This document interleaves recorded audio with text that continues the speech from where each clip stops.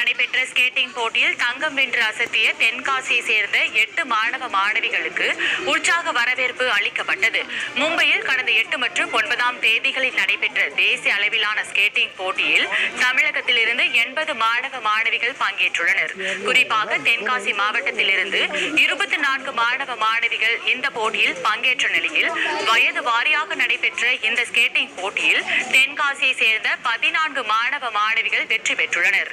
அதிலும் 8 பேர் தேசிய அளவில் முதலிடம் பெற்று தங்கம் வென்றுள்ள நிலையில் இன்று தென்காசி திரும்பிய மாணவ மாணவிகளுக்கு தென்காசி ரயில் நிலையத்தில் உற்சாக வரவேற்பு அளிக்கப்பட்டது. மாணவ மாணவிகளின் உறவினர்கள் மற்றும் பொதுமக்கள் போலீசார் ஒன்றிணைந்து சால்வை மற்றும் மாலை அணிவித்து உற்சாக வரவேற்பு அளித்து வெகுவாக பாராட்டினர். நாங்கள் மும்பையில் நடந்த ஸ்கேட்டிங் காம்படிஷனில் நேஷனல் லெவலில், அதாவது தேசிய அளவிலான ஸ்கேட்டிங் காம்படிஷனில் நம்மளோட பசங்க பார்ட்டிசிபேட் பண்ணாங்க. தென்காசி மாவட்டத்தில் 14 பேர் பார்ட்டிசிபேட் பண்ணியிருந்தோம். நாங்கள் இதில் கேட்டால் என்னோட பசங்க மொத்தம் 8 கோல்டு, 7 சில்வரு, பிரான்ச்சில் ஒரு 12 பிரான்ச் மெடல் அடிச்சிருக்காங்க. இது யாக் பப்ளிக் ஸ்கூல் மும்பை வச்சு நடந்துச்சு. கோப்போலி அப்படிங்கிற ஊரில் மும்பையில் நடந்துச்சு.